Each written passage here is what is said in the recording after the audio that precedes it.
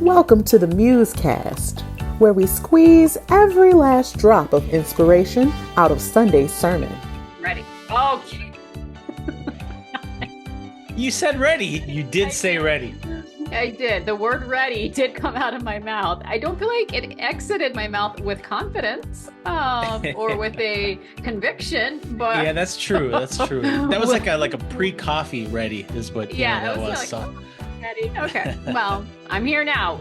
You're here. We're ready. I'm here. We're ready. We're good to go. Hey, he's Dan Kent. I'm Shawna Boren, and it's Muse Day. Yay. Ooh. Favorite day of the week. Yeah. Yeah. It is a good day of the week. Yeah. I have to ask, you're wearing a bandana. Have you worn a bandana on the show before? I'd have to go through the catalog of hair wardrobe, but maybe not. I do it more in summer.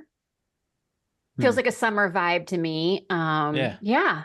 Not hiding anything. All's good. Cool. Everything's I'm not trying to mask anything. It just, a little different vibe. It's interesting. Like my mom would wear a bandana like that. Except hers was always the paisley red and dark blue kind of one, like the classic kind of hippie one. But whenever she did that, I knew that she's here to kick ass and take names, because that's when she was going to do housework and she was going to do, move the furniture and redecorate or some type of big project like that. And that's so whenever I saw that, I'm like, she means business. She it's a chore day. Business. Business is in the house. That's so does funny. this mean that you mean business today? Is that what this means? I mean business today with the MuseCast. I am here to pull no punches. That's a terrible saying. Of course we're going to pull punchers. We're pacifists, man. That's right. We're not about that violence. So anyway, I'm here. I'm ready. I mean business today. That's what's happening. Or it's summer and I'm feeling fresh and free and flowy. Take your pick. Those are both good options. Those are good options. Hey, so we're going to talk today about the Great Deception. Did I get it right? That's right. I did. How could I miss that? The Great Deception. Revelation 5. And that was the good Dr. Gregory Boyd. And Dan's going to have a summary. We're going to have some reflections, some thoughts. We'll come up with a nugget, and that'll be that. I think it would be wise, Dan, to start off the show once again by just explaining just a little update on our technical difficulties with our email. It's, to be continued, TBC. That's right. Yeah. So I haven't accessed it yet, but I plan on having access to it again this week. I couldn't. So the newest kind of kerfuffle is that I have that email in my Firefox browser, and for some reason, Firefox, it won't even open. It won't even start. Yeah. I click it, and the little red fox thing goes like that, and then it just stops. And so after doing a bunch of research, it looks like I have to restart my computer. But I don't know, like if you're like me, you've got 50 some projects open on your computer, and you're halfway through all of these unfinished projects, and you don't want to shut all of these applications down so that you can restart your computer. And it's sort of a sign of the modern toil is open applications and the need to restart. And I'm sure there's a sermon analogy there, something there that will preach, and I don't know what it is yet, but I'm the same. I have all these applications open and stuff, and I've got all these things going. And Scott, my husband, is always like, you could just close those. And I'm like, no. Well, like I need them here. I need them there. I need the options. I need to be ready. I don't want, where are they going to go? I know I won't lose it, but still, maybe, so you can just close them. What land of lollipops and Christmas sweaters is he living in? Neanderthal. Like, are what you the heck? kidding me? Yeah, You're right. diabolical. Just close them. Okay, buddy. So I feel for the record, Scott is this guy who Shawna is married to, who he's got his stuff figured out, and the rest of us are kind of playing catch up. That's the I think that's the we're just rolling along trying to catch that man. That's right. That's right. All that to say, we're not responding to emails yet. but we will. So We don't you will. worry. That's right. And then when we get access to those Ooh. emails, Oh I'm gonna put a boy. bandana on. I'm gonna Oh put a boy. bandana on because Goodness. I will That's mean right. business. That's right. I like it. I'm sipping my coffee, Dan, which means I'm ready to cuddle up Oh, and listen to a good. summary. All right. Well, let's just get to it then. So the sermon is called "The Great Deception," and it's one of those where Greg has this sort of kickoff message that's Mm. kind of not directly related to his ultimate message, but it's he wants to kind of keep coming back to this passage in Ephesians chapter 1, and he's asking us to pray this prayer for the church and anyone who comes to mind as we're praying it, and in particular the part of the text that he really has focused on is this idea that Paul, he's writing this to the church at Ephesus, and he prays that their hearts may be enlightened, that the eyes of their hearts would be open, and that God may give them a spirit of wisdom and revelation, so that they may know Him better. And I think the idea there is that. And it does actually apply to a sermon, but it's sort of like a preamble that he's used Mhm. in a few. But the idea there is that there are a lot of obstacles between us and God, and God's revelation is sort of blocked.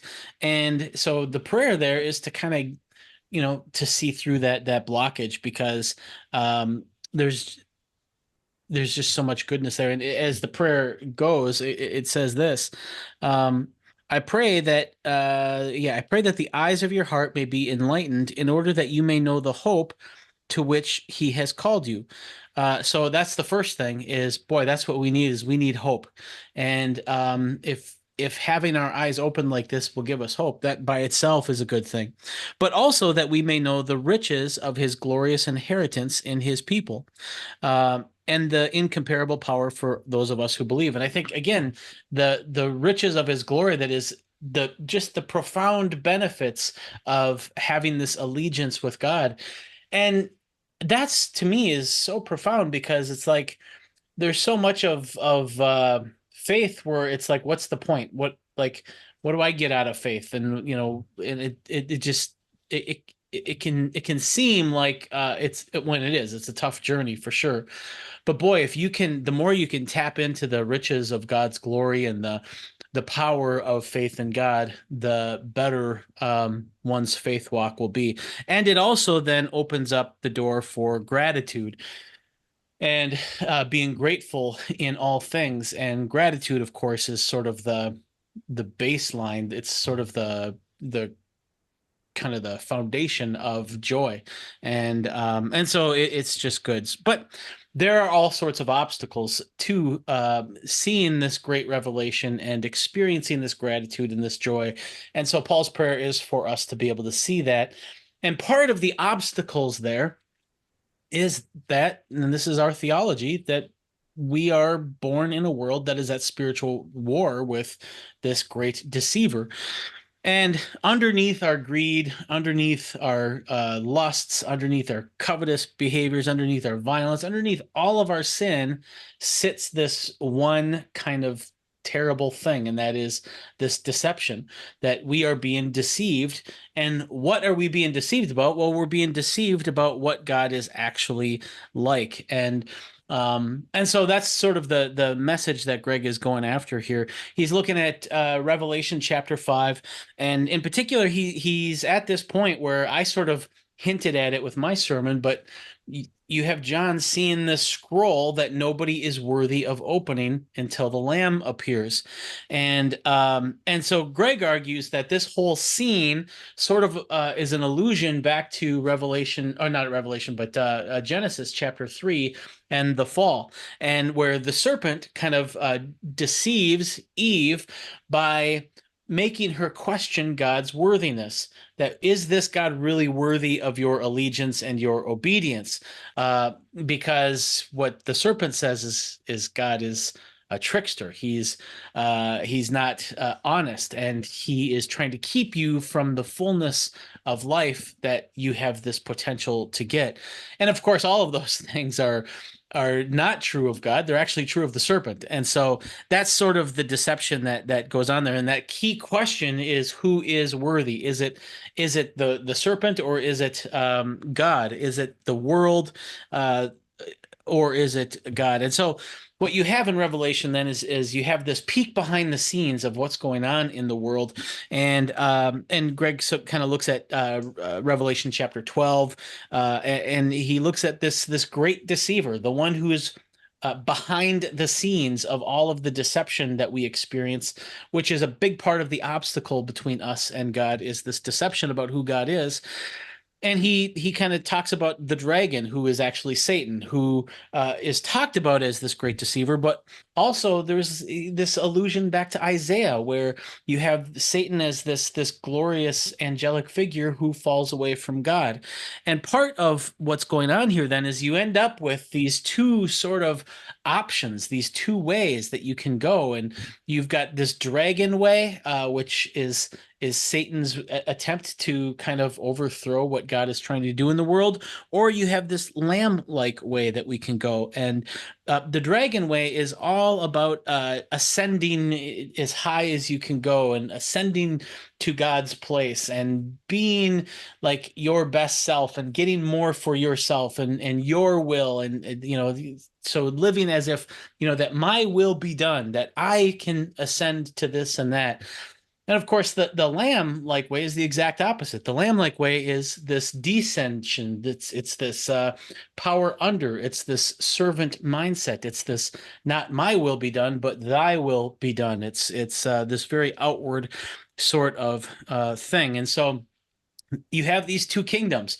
You've got this kingdom of self-centered sort of ambition and self-ambition, and then you've got this kingdom of servitude and other-oriented love. And of course, the big question then is, which of these kingdoms are you going to give your allegiance to? Which one of those do you think is worthy of your allegiance? And as I said in my sermon a couple weeks ago, our allegiance is the only thing we really truly have to give. And so it's precious. It's the most precious thing we have. And so which one are you going to go with?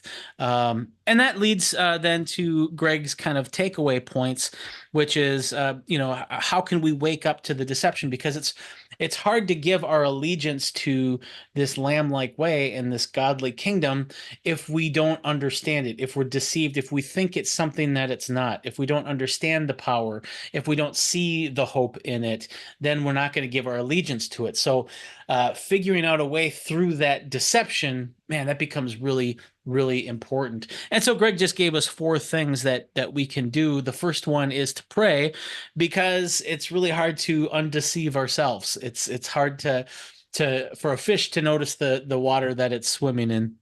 Number 2 is we need to strive toward thinking and speaking only truth. And that just means, fighting against all of the little reasons that we kind of inflate our situation or inflate our circumstance or deceive ourselves or deceive others. A lot of that has to do with, we want to look good in front of our peers or whatever. All of the little things and the big things too, but it's the little things that can accumulate that can take us down. So just being mindful of how authentic or how real we are being with ourselves and with God and with each other, with love and wisdom, of course. And then number 3 is, if we are living in this world that is under this deception, and if there is this kind of cosmically kind of orchestrated deception against us, then that's like this story that we could be called into. And God is calling us into a different story. And so what Greg asks is, which of these stories are you living in? Are you living in a my will be done story or in a thy will be done story?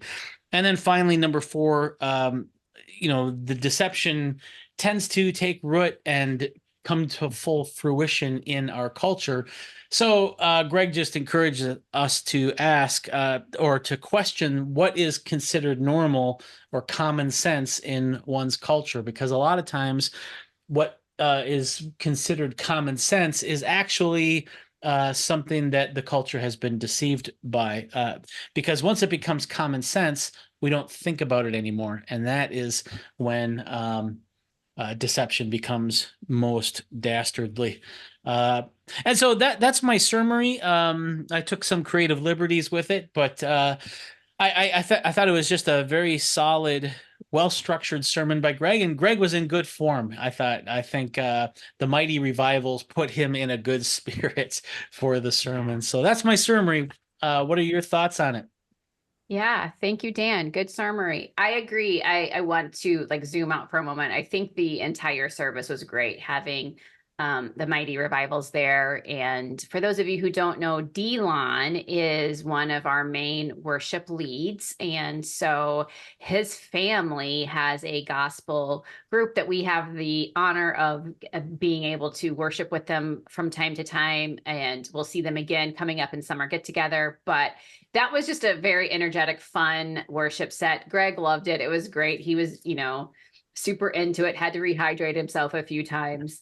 But I really did love this message. And I agree with Greg, how he started off saying, like, this is one of those where he had it worked up, turned it in, kind of just felt like, oh, and worked it again, turned in something different. And even up till, the rehearsal of, just still kind of grappling with what all he was going to say and what, he would leave out. And so it was convicting in many ways, because while we're learning and we're looking and we're getting a peek into this throne room and John's vision and kind of seeing what all is happening there, it really, I feel like this one in particular was really like, ooh, I need to look at some stuff in my life. And so that was really good. And this is where I say Greg quit preaching and went to meddling. And so I don't love it, but it's necessary and it's good. And so I love the way that here in Revelation, we really are like calling back to Genesis. Like, it's just kind of like, that's very cool. Like, imagine that God and his wisdom does stuff like that. So I thought that was great. I thought it was a great reminder of the spiritual battle that we're in. And for us to be paying attention to that, and just the challenge of who are we going to, again, pledge our allegiance to, calling back to your sermon. Who are we going to align ourselves with? And is it the serpent, the world, the dragon, or is it God? Is it the lamb? Is it the thing that's truly going to bring us victory and hope?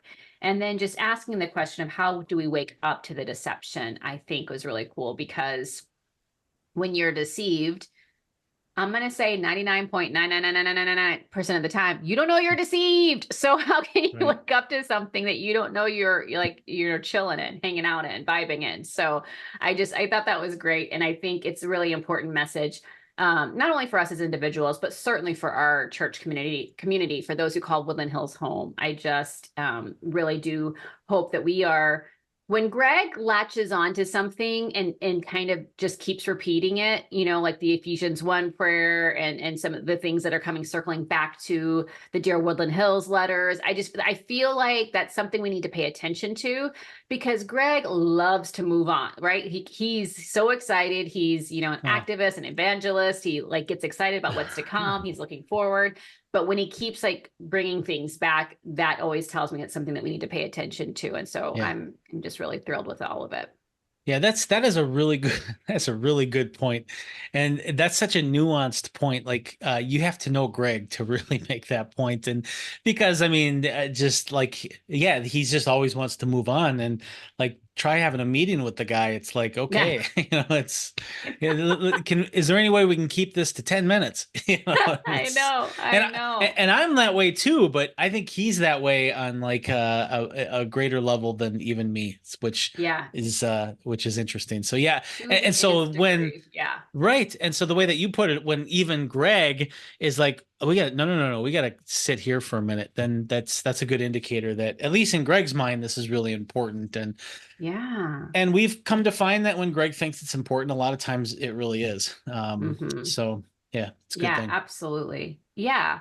And it's just really on a more community level, meaning, I know we have people who tune in from time to time from all over the world, and that's wonderful. We love that. But there are those who are like, they feel called to be a part of this community, right? They contribute, they give of their time, they're listeners, they're actively engaged and stuff. And so for that community, I think it's a really sweet thing to see his heart for us, and that knowing that he's praying this prayer over us consistently, and knowing that, this matters, like the heart of the Father for his church spoken through one of his servants, Greg, to us. It's really cool. And I'm really touched by that. So, yeah, I'll put a period on that part of it all. But, it's funny. I have all of these, punctuation, statues. I do not have a period. We gotta get you a period, because that's what the young folks say, Dan, when they're period, like when they're emphasizing their point. Right. But as a punctuation form, the period is very compelling and important. As a statue, it's kind of boring. So yeah, like what even? Yeah, it would just kind of have to float, because if it had any kind of form that it was mounted to, then it wouldn't be a period. Anyway, wow. Yeah. What I thought was really interesting, that the way Greg started out his sermon, and I'd love you to riff on this a little bit if you have any thoughts, was, he said that deception, which is the point of the sermon, is really at the root of all sin. Like, we look at the visible outcomes of sin, greed, violence, whatever it is. But really, he's saying at the root of it is really deception, which goes back to, right, picture of God, how you're seeing God's character, how you're believing him to be and function in the world. And so I would just love to talk a little bit about that, because again, we've got to wake up to the deception in our world, but certainly in our lives. And I think the only way we do that is to kind of process through that with other folks around us. Yeah, I think that's right. And the way that he has talked about it in the past is that, you can't, like, if you really believe that God cares for you and cares for others, and if God is present with you, and that his statutes, his commands are important, if you believe those things, well, you have to kind of put all of that and pretend like it's not true if you're then going to go and sin. And I think that's what he means by, like, at the root of all of these sins is this deception. It's worse when it's self-deception, where you are just like pretending like all of that is not true. And so, I think that is, I am convinced that at the heart of all of those, of any sin, is that self-deception. If you really lived as if these beliefs were true, then you would not do those things. Not because you're trying to be a good boy or a good girl, but because you would see and you would agree with God all of these things. So I think that that's exactly true. There was another part of your question that I've lost. I don't remember. Did I? And I don't even remember exactly how I asked it, but I do have a follow-up, because I feel like this self-deception that you're talking about, it does really, that's kind of reflected in Greg's third point about waking up to the deception, is like, recognizing the kind of story that we're living in, the story that we're telling ourselves. And, is it my will or thy will? And so I definitely think that it's important to analyze that, like examine that, to be honest about the story that you're living in. And that can be hard to do, but a lot of times when we do take an honest look at that, and many times with the help of others, we will see areas in which, man, we've been living in a deceptive version of the true story that God has for us. Yeah, it is. In fact, I was thinking about that, my own kind of faith walk, about that very thing, about that story kind of component to this. And like, for me, like a big kind of like aha for me came when I encountered the two ways tradition in the scriptures when I was, 20 years old. And because I kind of got into this phase of kind of nihilism where everything just seemed meaningless. And I didn't see the point of, even careers or even family, because everything just seemed absurd. And I was basically living out Ecclesiastes is what I was Yeah. doing. Yeah. And I saw the world this way, and the way that Ecclesiastes says it is that everything was toil, and there was nothing worthwhile to do under the sun. I mean, there was just this absolute, like, even like, you work so hard in school for what? Why am I working so hard in school? Well, so you can get a good job. For why? Because then now at this job, I have to be there all of those hours during the week. For what purpose? Well, that way you can get a house. Well, now if I have a house, I got to take care of the house, and it's just now I have to work, and well, that way you can have a family. Okay, well, now I have a family, but it's like now I'm just introducing more people into this absurdity, and I really kind of got stuck in that kind of loop of nihilism where I just did not see the point of everything. And reading Ecclesiastes was a first step, because it's like, okay, wait a minute.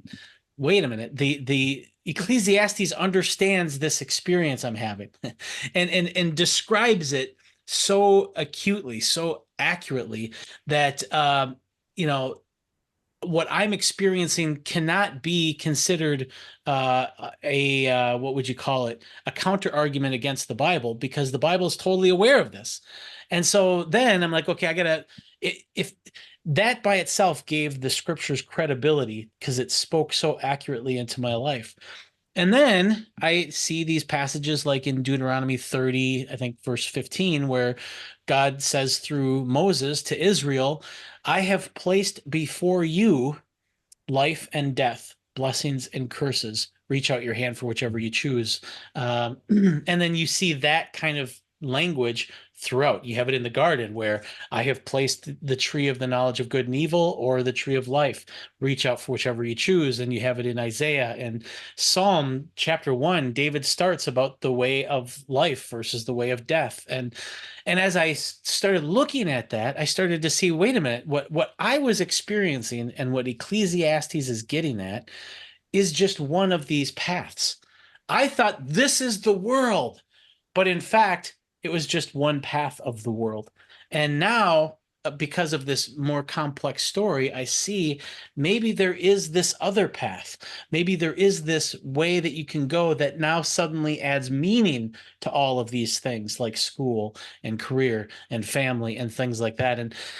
And of course, going down that path, the more you get those glimpses of light, the way that Ephesians says it, the more your eyes are open to God through all of the deception, the more this other path seems real, and the more joy you get out of it. And now suddenly, even like having kids is no longer, bringing people against their will into an arena of absurdity. Now it's bringing people into this potential to experience the joy of God.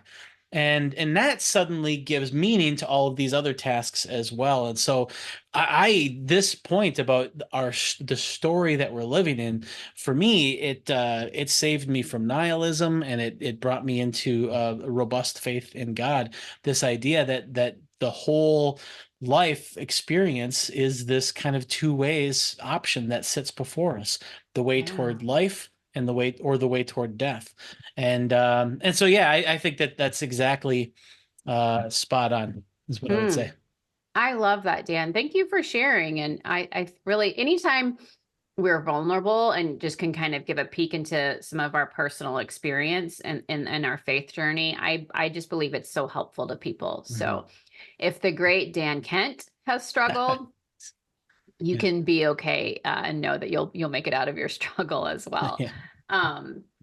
One question I do have for you, and if you can answer the question, you will be the hero of the day, because I think it's the very problem that we're dealing with, that we're grappling with. And it's, in these verses in Revelation, the angst that we read is the question, who is worthy to open the scroll, and the wailing and the weeping, because there was none that was worthy until the Lamb came along. And so This is where Greg kind of talks, which is very similar to what the serpent kind of whispered to Eve and all of that. So, but this is where Greg kind of talks us through, the serpent, the world, the dragon versus God and the lamb, and ascension versus descension, and over versus under, and we will versus I will. And the thing is it just seems so easy to go, if you want to talk about two paths, to go the way of taking care of mine, getting mine, Yep. making my own choices, making sure that I'm good, that those that I love are good. That just seems to be what makes sense. It seems to be what's responsible in many ways, according to the world's eyes. And yet we're saying, like, man, the way of the lamb is servitude. It's others oriented. It's power under. It's saying, not my will, but thy will be done. And for those who are just like, how in the world does this play out in reality in 2024? How can we make these choices and to really make this kind of a difference? What would your answer, solution, guidance Wow. to that be? Yeah, I think well, there's a few questions and kind of directions you were going there. The first one is the worthiness kind of component. I've talked a little bit about that, where I think the worthiness there to open the scroll relates to whether or not God is worthy of our allegiance. And that scroll there has to do with what is God's plan for this world, because this world doesn't look like there are two ways. For the most part, it doesn't look like a field of flowers. It looks like a field of thorns. And so in a field of thorns, you move differently through a field of thorns than you do a field of flowers. And so how do you do that? And so a big part of it is you have to trust in the revelation that God really is this beautiful, and God really does. Not only is God beautiful and worthy of our worship, but because God is also wise, and God cares about his creation, and God is active, and he's a living God, and he reacts. I think in Jeremiah 10, it says that the earth trembles at God's anger. And so, like, not only does God care enough about his creation to get angry, but he is a threat to the forces that cause that anger. And in other words, this is a God who will do something about it eventually. And so in a world that looks so ungodly, it can seem like God doesn't care and that God won't do anything. But the more you can trust that God will, and that God is worthy of our love and our allegiance, the more then you can live, even in a field of thorns, you can live as if God has taken care of that. And what that actually looks like then, and this is how I've been pursuing it, is to just live as if we're in the throne room, live as if we were in that kingdom. And but since we are in this place that so often just looks like the path of darkness, it's hard for us to just naturally live that way. It's hard for us to just naturally know what that looks like. And in my mind, that's why the imperatives of the New Testament are so important. It looks like building one another up. It looks like bearing with one another. It looks like working with your hands. It looks like sharing. It looks like forgiving 7 times 70. That's what it looks like. And so the more you can kind of do those things, even though we are in the path of darkness for the most part, and even though we are under deception, the more our eyes are open, and the more we can start to live into that path of life, that path of light, the more kind of real that path becomes, and the more natural some of those behaviors, I think, also become. And so in my mind, how you live it out is to follow the teachings of the apostles and Jesus, and to just kind of do our best to, I call it spiritual experimentation. It's just like, it's weird to do some of these things in the world that we're in. But Jesus says, if you want to know if I am who I say I am, this is John 7, well, then keep my commands. Do this. Try it out. You're not gonna be able to trust me just by cognitively putting together an argument. You have to live this out, and that's part of how the light is revealed in us, is by living as if we were on the path of life, and that's part of how it happens. And so Yeah, I guess that would be my answer. Mhm. Did I miss anything there, or do you have anything else that you would add to that? You did great. And I love the direction you took with that. And I just think it is, I mean, I think so many times when people hear this, they immediately like zoom out to these like really big things of like, however would that work? Like if a Mhm. nation or a country, loved their enemies and blah blah. And so I'm like, and those are great kind of conversations to have, great, uh thought games to pursue, Yeah. but it can also keep you distracted from looking in the mirror. And I think we have opportunities daily, many times throughout the day, to kind of choose a path. And each choice, each decision, each thing that comes before us in our workplace, with our family, with those in the community, while you're driving, there are just countless opportunities to do those things that you mentioned, some of those imperatives of bearing with one another, lifting up one another.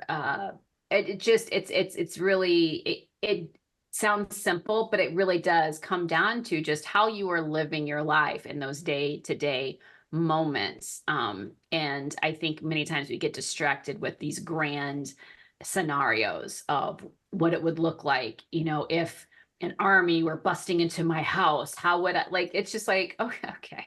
Well, how are you when the person cuts in front of you at the grocery store? Like, let's start Right. Yeah. there and worry about, our fight in the apocalyptic war That's right. later. I Yeah. don't know. Yeah. That's All funny. right. Dan, you gave a great summary. You've answered some questions. We've had some reflections. I just want to say, and that's not a nugget. Like, is there anything like you're like, I just like this one thing kind of came out from this sermon that I just kind of want to make sure that we talk about? Because if so, I want to give you the opportunity. And if not, that's okay, because we know that this kind of stuff we're going to be talking about in the weeks to come as we finish out chapter 5. But also, um, we could get to nugget time. So it's kind of I'm letting you choose your own adventure today. Yeah. Yeah. I think you know, it's the sermon was pretty straightforward, and in terms of conceptually, living Yeah. it out is where you have to start to do the spiritual experimentation. So I guess I Hmm. don't have anything else to add at this point, and so I guess Okay. I think we could probably just go to. Nugget time. And we mean business. All right. I'm going to say, how about I go first? Although I went first last week, I feel like. Do you want I me to feel go like the first then? MuseCast coin. Well, let me just say this. My nugget is really more a question. So do What? we? I don't know I if that know. counts. I know. I Uh, know. I know. Listen, it's the bandana. It's doing things to my psyche. So, but my nugget is a question that really, yeah. So do we start with the question and then let you finish us out with? I think you start with a question. Yes. Okay. Yeah, sounds good. So my question, and it again, I stole it from Greg because toward the end of the sermon on Sunday, the Great Deception, he asked this question that I was just like, at first I was like, well, that's a silly question. We all know the answer to that. But then as it kind of seeped in a little bit, I was like, oh, that's not an easy question. And I don't know if I want to examine that, which usually is a sign for myself that I need to examine that. And so the question was something along the lines of, I'm paraphrasing, like, if I did not believe in God, his worthiness, all of that, if I choose to just, shelve that and be like, no, my will, what I want to do, I'm just going to do me. How would my life look different? And at first I was like, that's that's so easy. But again, upon further examination, it's like, oh man, what is it that the love of God, in my belief in the loving character and others oriented way of God, what is it about that really has transformed my entire being? And can I honestly look and say, if I didn't have that, what would my life look like? It's easy to say, oh, I'd be in shambles, or oh, I'd be this, or or it'd be easy to say, well, I'd still be a good person. I'd still care for other people or whatever. But I think it's an important question, because to me, it just was a challenge of like, how much am I allowing the characteristics that we see through Jesus seep into my bones and just be a natural part of who I am. And so I'm wrestling with that question. And I think because the MuseCast community loves us so much and we love them so much, I feel like you all should wrestle with the question as well. Wrestle with it together. And that is going to be my lame nugget of the day. Well, that is a good question. And, well, I'll kind of get at it a little bit here with mine too, my own answer to that, or my own reflection on it. But my nugget is just to look at some of the language that is used in the Old Testament about God's people and people who seek God and people who fear the Lord and all of that. Some of the imagery that's used is that a person who fears God is like a lily in a field of thorns. And I love that language, because this world, there's so many advantages to being thorny, to be a weed with thorns. I mean, look at how defensive those are, and look how strong thorns are. I don't know if you've ever tried to get rid of what is it called? It's not buckthorn, that's what it's called. If you ever had buckthorn in your yard, get ready for war, because those things are just beastly. You have to, in order to get rid of buckthorn, you can't just like cut it. You have to like pull it from its roots. And that's really hard, because the plant could be this big, but the roots could be like 150 miles. I mean, I'm exaggerating a little bit, but they're just huge. The roots are 10 times bigger than the plant. Good luck trying to get those roots out. And they're just vicious, vicious plants, and they got those really hard thorns on them. And so what I had to do last year is I had to like cut the buckthorn close to the root, and they grow like trees. They get really thick, trunks. And so I had to cut it, and then with a paintbrush, I had to put this poison on it.